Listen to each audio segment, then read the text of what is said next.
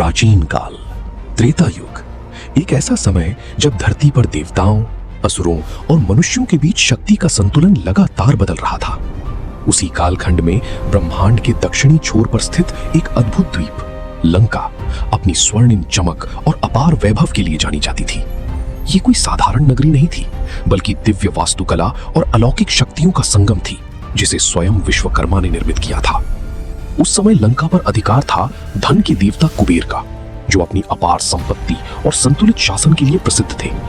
चारों ओर शांति थी, लेकिन ये शांति ज्यादा समय तक टिकने वाली नहीं थी। समय के गर्भ में एक और कहानी आकार ले रही थी। एक ऐसी कहानी जिसमें महत्वाकांक्षा, तपस्या और प्रतिशोध का जाल बुना जा रहा था। ऋषि विश्रवा के आश्रम में जन्म हुआ एक ऐसे बालक का, जिसकी आंखों में असाधारण तेज था और भीतर एक अजीब सी बेचैनी। ये बालक था रावण, जिसकी माता कैकसी राक्षस कुल से थी और पिता एक महान ब्राह्मण ऋषि।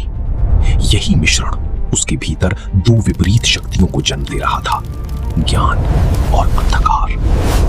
बचपन से ही रावण में असाधारण बुद्धि और शक्ति के संकेत दिखाई देने लगे थे, लेकिन उसके भीतर एक गहरी आग भी जल रही थी, अपने अस्तित्व को साबित करने की। जैसे जैसे समय बीतता गया, रावण को यह ज्ञात हुआ कि लंका, जो कभी उसके कुल की थी, अब उसके सौतेले भाई कुबेर के अधीन है। यह सत्य उसके भीतर एक तूफान की तरह उठा। यह केवल एक राज्य का प्रश्न नहीं था, बल्कि सम्मान, अधिकार और वंश की विरासत का मुद्दा बन चुका था। उसी क्षण रावण के भीतर एक संकल्प जन्म लेता है, लंका को वापस पाने का, चाहे इसके लिए उसे किसी भी हद तक क्यों न जाना पड़े। इस संकल्प को शक्ति देने के लिए रावण ने चुना तपस्या का मार्ग। उसने घोर वन में प्रवेश किया, जहां उसने वर्षों तक कठोर साधना की। समय के साथ उसकी तपस्या इतनी प्रचंड हो गई कि देवताओं का संतुलन डगमगाने लगा। हर बीतते दिन के साथ उसका शरीर कमजोर होता गया, लेकिन उसकी इच्छा शक्ति और भी अधिक प्रबल होती चली गई। अंततः उसकी तपस्या से प्रसन्न होकर ब्रह्मा प्रकट हुए और उसे अद्भुत वरदान प्रदान किए, ऐसे वरदान जिन्होंने उसे लगभग अजेय बना दिया। अब रावण केवल एक विद्वान या साधक नहीं रहा था, बल्कि वो एक ऐसी शक्ति बन चुका था जिससे देवता भी भय खाने लगे थे। वरदान प्राप्त करने के बाद उसके भीतर का अहंकार और भी अधिक प्रज्वलित हो उठा। उसने धीरे धीरे अपने प्रभाव का विस्तार करना शुरू किया। विभिन्न लोकों और राज्यों पर विजय प्राप्त करते हुए वो एक ऐसे बिंदु पर पहुंच गया जहां उसका अगला लक्ष्य स्पष्ट था, लंका। लंका, जो उस समय भी अपने वैभव के शिखर पर थी, कुबेर के नेतृत्व में सुरक्षित और समृद्ध थी। लेकिन रावण के लिए यह केवल एक नगरी नहीं थी, बल्कि उसकी पहचान का हिस्सा थी। वो अब सीधे संघर्ष के लिए तैयार था। उसने अपनी सेना को संगठित किया और लंका की ओर बढ़ चला। ये कोई साधारण युद्ध नहीं था, बल्कि दो शक्तियों के बीच टकराव था। एक ओर संतुलन और समृद्धि का प्रतीक कुबेर, और दूसरी ओर महत्वाकांक्षा और शक्ति का प्रतीक रावण। जब रावण लंका के द्वार पर पहुंचा, तो वहां की हवा में एक अजीब सा तनाव फैल चुका था। युद्ध प्रारंभ हुआ और धीरे धीरे रावण की अपार शक्ति के सामने कुबेर की सेना कमजोर पड़ने लगी। अंततः वो क्षण आया जब रावण ने कुबेर को पराजित कर दिया। ये केवल एक विजय नहीं थी, बल्कि इतिहास के सबसे बड़े सत्ता परिवर्तन का संकेत था। कुबेर को लंका छोड़नी पड़ी और रावण ने उस स्वर्णिम नगरी पर अपना अधिकार स्थापित कर लिया। इसी क्षण से लंका की पहचान बदल गई। जहां पहले शांति और संतुलन था, वहां अब शक्ति, भय और नियंत्रण का साम्राज्य स्थापित हो चुका था। रावण ने लंका को और भी अधिक भव्य बनाया, लेकिन उसके शासन की नींव में एक कठोरता और अहंकार छिपा हुआ था। अब रावण केवल लंका का राजा नहीं था, बल्कि वो एक ऐसा सम्राट बन चुका था जिसकी गूंज तीनों लोकों में सुनाई देने लगी थी। लेकिन उसकी सफलता के पीछे एक सच्चाई हमेशा छिपी रही कि ये सब केवल शक्ति का खेल नहीं था, बल्कि एक ऐसी यात्रा थी जो एक बालक की महत्वाकांक्षा से शुरू होकर एक सम्राट के अहंकार पर समाप्त होने वाली थी। और यही वो बिंदु था जहां से रावण की कहानी एक नए मोड़ पर पहुंचती है। क्योंकि लंका तो उसे मिल चुकी थी, लेकिन किस्मत ने उसके लिए अभी और भी बड़े घटनाक्रम लिख रखे थे जो आने वाले समय में पूरी सृष्टि को हिला देने वाले थे। समय आगे बढ़ता गया और लंका अब केवल एक स्वर्णिम नगरी नहीं रही, बल्कि रावण की असीम शक्ति का प्रतीक बन चुकी थी। उसके शासन में लंका की भव्यता और भी अधिक बढ़ गई थी। ऊंचे स्वर्णिम महल, रत्नों से सजी दीवारें और चारों ओर फैला हुआ वैभव। लेकिन इस चमक के पीछे एक गहरा अंधकार भी पनप रहा था। रावण ने अपने राज्य को अजेय बनाने के लिए न केवल सैन्य शक्ति को बढ़ाया, बल्कि उसने अपने ज्ञान और तंत्र विद्या का भी उपयोग किया। वो अब केवल एक योद्धा नहीं, बल्कि एक ऐसा शासक बन चुका था जो हर स्तर पर नियंत्रण चाहता था, चाहे वो धरती हो, आकाश हो या देवताओं का लोक। रावण की सबसे बड़ी शक्ति केवल उसके वरदान या उसकी सेना नहीं थी, बल्कि उसका असाधारण ज्ञान था। वो वेदों का ज्ञाता था, संगीत में पारंगत था और ज्योतिष तथा आयुर्वेद में भी उसकी गहरी पकड़ थी। लेकिन यही ज्ञान धीरे धीरे उसके भीतर एक भ्रम पैदा करने लगा, एक ऐसा भ्रम जिसमें उसे ये लगने लगा कि वो स्वयं ही सर्वोच्च है। ये अहंकार ही वो बीज था जिसने आगे चलकर उसके पतन की नींव रखी। लंका को प्राप्त करने के बाद रावण ने अपने प्रभाव को और अधिक फैलाने का निर्णय लिया। उसने एक एक करके कई राजाओं को पराजित किया और उन्हें अपने अधीन कर लिया। उसकी विजय यात्रा इतनी तीव्र थी कि देवताओं के लोक तक में उसकी चर्चा होने लगी। इंद्र का दरबार भी अब उसके नाम से सतर्क रहने लगा था। ये वो समय था जब रावण केवल एक राजा नहीं, बल्कि एक चुनौती बन चुका था, देवताओं के लिए भी और ब्रह्मांड के संतुलन के लिए भी। लेकिन इस पूरी कहानी में एक और पहलू छुपा हुआ था जिसे बहुत कम लोग समझ पाए। रावण ने लंका को केवल बल से नहीं, बल्कि एक योजनाबद्ध रणनीति के तहत हासिल किया था। उसे ये भली भांति ज्ञात था कि कुबेर के पास दिव्य पुष्पक विमान है जो किसी भी स्थान पर तुरंत पहुंच सकता है। जब उसने लंका पर अधिकार किया तो उसने न केवल राज्य को अपने अधीन किया, बल्कि इस विमान को भी अपने नियंत्रण में ले लिया। ये केवल एक साधन नहीं था, बल्कि उसकी शक्ति को कई गुना बढ़ाने वाला अस्त्र था। अब रावण के पास वो सब कुछ था जिसकी एक सम्राट कल्पना कर सकता था। अजेय शक्ति, असीम संपत्ति और एक ऐसा राज्य जो स्वर्ग से भी अधिक भव्य था। लेकिन इसके बावजूद उसके भीतर की आग शांत नहीं हुई। उसकी महत्वाकांक्षा अब और भी बड़ी हो चुकी थी। वो केवल लंका तक सीमित नहीं रहना चाहता था, बल्कि वो तीनों लोकों पर अपना प्रभुत्व स्थापित करना चाहता था।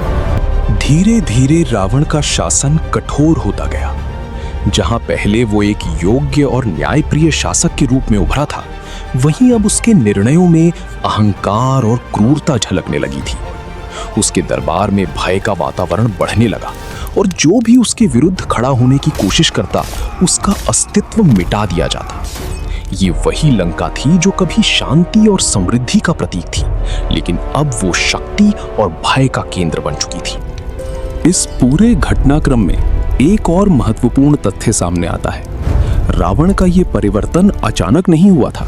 ये एक धीरे धीरे विकसित होने वाली प्रक्रिया थी, जिसमें उसकी सफलता, उसके वरदान और उसकी असीम शक्ति ने मिलकर उसे उस रास्ते पर धकेल दिया जहां से लौटना संभव नहीं था।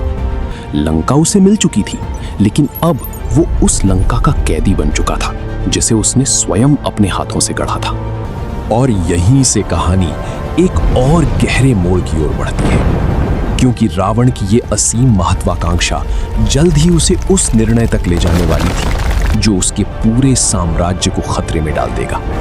एक ऐसा निर्णय जिसकी गूंज आने वाले समय में रामायण के सबसे बड़े युद्ध के रूप में सुनाई देगी। समय का पहिया अब उस दिशा में घूमने लगा था जहां रावण की कहानी केवल सत्ता और विजय की नहीं, बल्कि उसके भाग्य के निर्णायक मोड़ की ओर बढ़ रही थी। लंका की ऊंची दीवारों के भीतर सब कुछ शांत दिखाई देता था, लेकिन इस शांति के नीचे एक ऐसा तूफान पनप रहा था जिसकी आहट अभी किसी को स्पष्ट रूप से सुनाई नहीं दे रही थी। रावण का साम्राज्य अपने चरम पर था, उसकी शक्ति अपार थी और उसके शत्रु दूर दूर तक पराजित हो चुके थे। लेकिन इतिहास बार बार ये सिद्ध करता है कि जब कोई शासक स्वयं को अजेय समझने लगता है तभी उसके पतन की शुरुआत हो जाती है।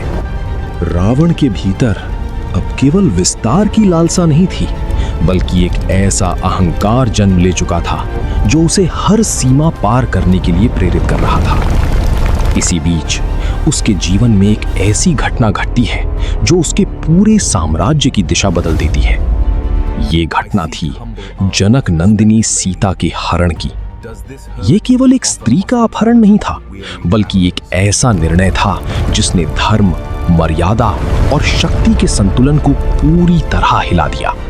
सीता को लंका लाने के बाद रावण ने अपने ही भाग्य को एक ऐसे मार्ग पर धकेल दिया जहां से वापसी संभव नहीं थी।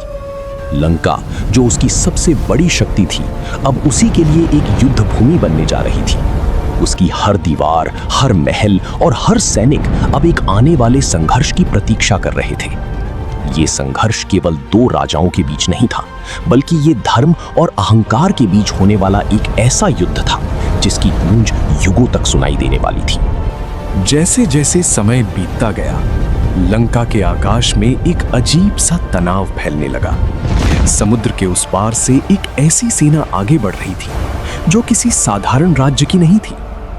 ये सेना थी मर्यादा पुरुषोत्तम श्री राम के नेतृत्व में, जो न केवल अपनी पत्नी को वापस लाने के लिए बल्कि अधर्म के अंत के लिए आगे बढ़ रहे थे। रावण के लिए ये पहली बार था जब उसके सामने एक ऐसा प्रतिद्वंद्वी खड़ा था जो केवल शक्ति से नहीं बल्कि धर्म और सत्य के बल पर युद्ध कर रहा था। लंका के द्वारों पर जब ये सेना पहुंची तो वो क्षण केवल एक युद्ध की शुरुआत नहीं था, बल्कि एक युग के अंत का संकेत था। रावण, जिसने कभी लंका को अपने अधिकार में लिया था, अब उसी लंका की रक्षा के लिए खड़ा था। उसकी आंखों में अब भी वही आत्मविश्वास था, लेकिन कहीं ना कहीं उसके भीतर ये आभास भी जन्म लेने लगा था कि ये युद्ध उसके लिए वैसा नहीं होगा जैसा उसने पहले लड़े थे। युद्ध प्रारंभ हुआ और हर दिन के साथ लंका की धरती पर संघर्ष और भी भयंकर होता गया। रावण के शक्तिशाली योद्धा एक एक करके गिरने लगे और उसका अजेय साम्राज्य धीरे धीरे कमजोर पड़ने लगा। ये वही लंका थी जिसे उसने अपने परिश्रम, शक्ति और संकल्प से हासिल किया था, लेकिन अब वही लंका उसके सामने टूटती हुई दिखाई दे रही थी। अंततः वो क्षण भी आया जब रावण स्वयं युद्ध भूमि में उतरा। ये केवल दो योद्धाओं के बीच का संघर्ष नहीं था, बल्कि ये उस पूरी यात्रा का अंत था जो एक महत्वाकांक्षी बालक से शुरू होकर एक अहंकारी सम्राट तक पहुंची थी। रावण ने अपनी पूरी शक्ति के साथ युद्ध किया, लेकिन इस बार उसके सामने केवल एक शत्रु नहीं था, उसके सामने उसका स्वयं का अहंकार खड़ा था। और जब युद्ध समाप्त हुआ तो लंका की भूमि पर केवल सन्नाटा रह गया। रावण, जिसने कभी इस स्वर्णिम नगरी को अपने अधिकार में लिया था, अब उसी धरती पर पराजित होकर गिर चुका था। उसकी कहानी यहीं समाप्त नहीं होती, बल्कि ये एक ऐसी सीख बन जाती है जो युगों तक दोहराई जाती रहेगी कि शक्ति और ज्ञान यदि अहंकार के साथ मिल जाएं, तो वे स्वयं विनाश का कारण बन जाते हैं। लंका आज भी उसी समुद्र के बीच खड़ी है, लेकिन उसकी दीवारों में छुपी वो कहानी अब भी हवा में गूंजती है। एक ऐसे राजा की जिसने सब कुछ हासिल किया, लेकिन अंत में अपने ही निर्णयों के कारण सब कुछ खो दिया।